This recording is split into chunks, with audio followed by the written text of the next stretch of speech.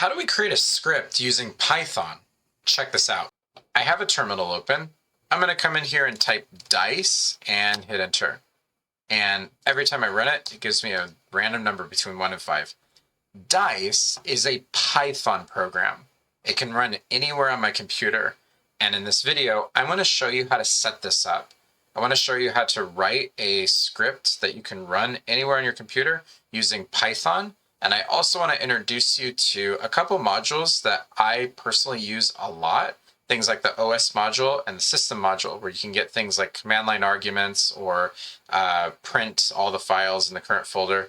Let's get started. Go ahead and create a new file called dice.py. Then we'll import the random module. Let's get a random number between 1 and 6. And then we'll come in here and we'll print out that number. Make it a little bit bigger. Let's open up a terminal. So up at the top, we'll go ahead and do new terminal. In the terminal, to run it, we say Python 3 and then the name of the Python script. And there it is. Now, if for some reason this doesn't work, try it without the 3. Some systems it's just Python dice.py. And if that doesn't work, check to see that Python's actually installed on your computer. This is great and all, but we have to type Python 3 here. So our first step is to make this executable, so we don't have to do that. First, we need a shebang up at the top. And then the second thing is we need to make this executable. Go up to line 1, let's add our shebang. # or hashtag, exclamation mark, space, Python 3. Perfect. So in our code, we'll come in here and we'll do Python 3. That's called a shebang. When you're running a executable, like a program on a Unix-based system, if it's a script, it looks for the first line to see if there's a shebang there. And this gives us instructions like, how do we run this? So we're basically saying this is a Python program. This next step is optional. You don't have to do this, but because we have the shebang here, we no longer need the file extension. Actually, you really didn't need it to begin with, but VS Code doesn't need it. So hit enter and check this out. VS Code knows it's a Python file. It's not looking at the file extension anymore. It's actually looking at the shebang. Then in the terminal, we need to make this executable. I'll show you right now. If we actually run this, let's do /dice and hit enter. Notice it says permission denied. We don't have permission to run this, so we need to actually grant permission to run this, to execute it. So let's say chmod. You're going to modify the permissions. +x space. What this does, the plus sign means you're allowing something, and X means execution, meaning you can run it. Let's come in here and we'll say dice and hit enter. Perfect. Or if it's still dice.py, just do dice.py here instead if you didn't do that in the last step. Now that we did this, let's go ahead and say /dice or dice.py, and then we'll do perfect. And we have the number 4. I'll move my head here. Okay, perfect. So yeah, you can see that now it executes and we don't actually have to type Python 3. Next thing I want to show you is command line arguments. You come in here /dice. What if we could type like 50 after it and say, instead of a number between 1 and 6, we can do 1 and 50. We refer to these, if you're not familiar with this, as command line arguments. The first one, the /dice, is the first argument, so like the name of the program you're running. And then the you can optionally type any other arguments after basically any command that you run in the terminal. So from here, what we can do to get that in Python is we use the system module. So go ahead and import the system module. Then we're going to come in here and we'll say m = 6. Then we need to check if the users typed more than one argument, like if they typed more than just the program that they want to run.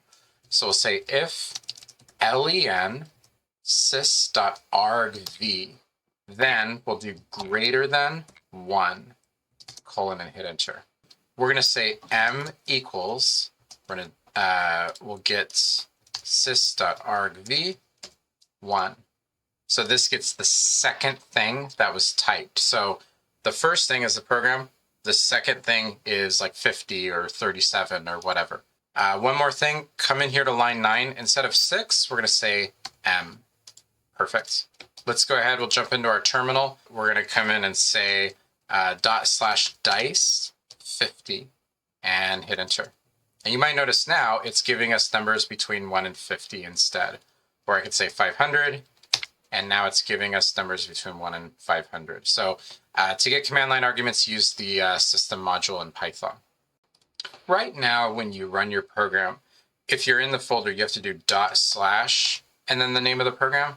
But if you're in like a different folder, like if I'm in my, just my home folder or even my desktop folder, I have to come in, like I can't run that. It just says, no, I don't know what you're talking about. I'd have to actually navigate to that file to say the folder that it's in. This is on my desktop.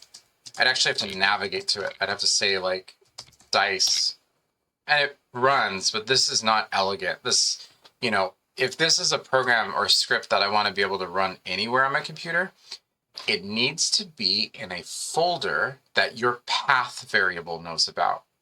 Do me a favor, go ahead and jump into the terminal and type echo space $path and hit enter. What you're looking at is a list of folders that basically your computer looks at when it's looking for commands to run. Fun fact, the ls command, for example, is actually a program. It's just a little mini program, and it's located in the bin folder.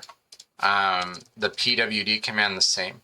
Your system may be a little bit different. Some of these commands might not exactly be in that. They might be baked into the system.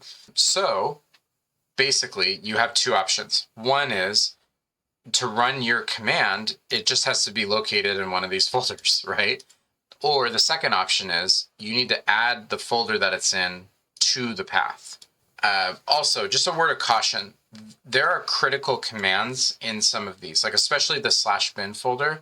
I never put my own scripts in that folder. Same thing with user /bin, depending on like the Unix-based system that you're on, like macOS or Linux or FreeBSD or whichever. A lot of programs that are somewhat critical to how the system works find themselves in there too. I don't really touch these folders for little user land programs like this. The one that I personally prefer, and that's my preference, is I do the user /local/bin folder. So how I would do this is I would type the sudo space and then the move command, mv -i. The -i is just there just to say, hey, if there's a file already there, don't overwrite it, like warn me about it. So, and then we'll come in here, the name of the file you want to move, and then we'll say usr, not user, not usr, usr /local/bin, and hit enter. It'll prompt you for your password because you're typing sudo, or really the name of the program. And you might notice by doing the -i, I actually already have that program sort of installed like in my bin folder, my user /local/bin folder. So it's asking me to overwrite. I'm just going to say no.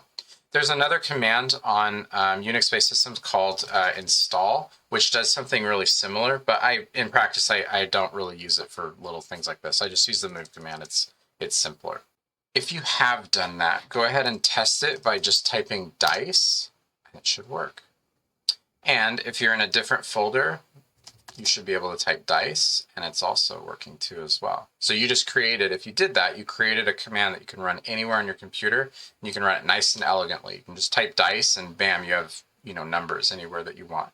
Also, another thing to note too, just a kind of side note, the shebang that you wrote earlier for Python 3, let's say that you're writing a Node.js application, like this is JavaScript, you could type node here instead and have that run. Now there's one more thing I want to show you, and that's the OS module. Do me a favor, create a new file called test and hit enter. We're going to add the shebang. So just do # and then the exclamation mark and then Python 3 or whatever you did previously. In VS Code, sometimes it doesn't recognize it immediately. If you close it and then you just reopen it, it'll then, oh, okay, this is a Python file. So I'll come in here and we'll do import OS. Let's come in and print os.listdir.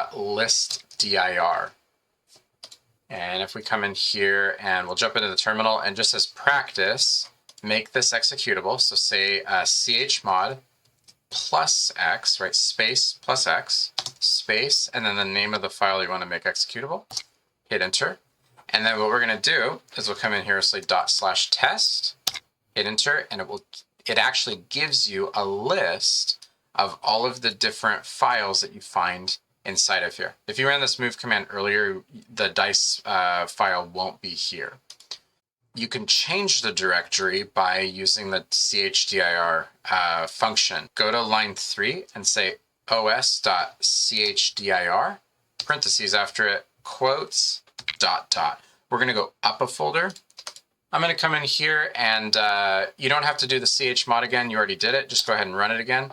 And it's going to show me everything on my desktop currently.